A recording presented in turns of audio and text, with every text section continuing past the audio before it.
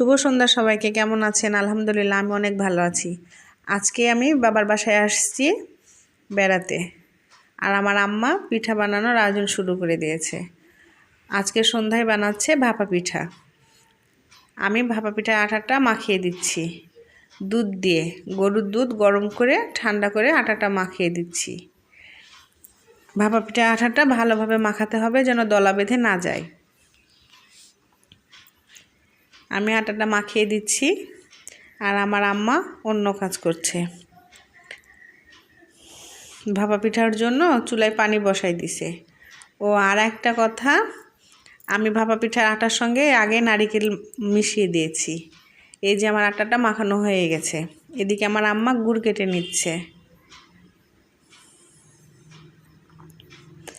আর চুলায় আমার আম্মা পানি বসাই দিছে ভাপা পিঠা বানানোর জন্য। আমার আম্মার একটা পিঠা তৈরিও হয়ে গেছে। এই যে দেখেন প্রথম পিঠাটা অনেক সুন্দর হয়েছে না? শীতের সন্ধ্যায় ধুয়ো ওঠো গরম গরম ভাপা পিঠা খেতে অনেক মজা। আর বাবার বাড়ি তো মানেই তো শীতের সময় নানা রকমের পিঠা পুলি আয়োজন, খাওয়া দাওয়া। এই যে আমার আম্মা আরেকটা পিঠা বসাই দিছে।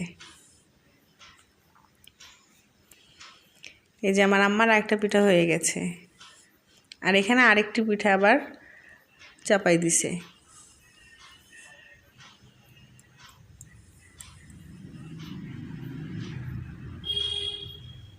এই যে দেখেন পিঠাগুলো কত সুন্দর হচ্ছে। এদিকে আমার আম্মা আরেকটা রেডি করে নিচ্ছে।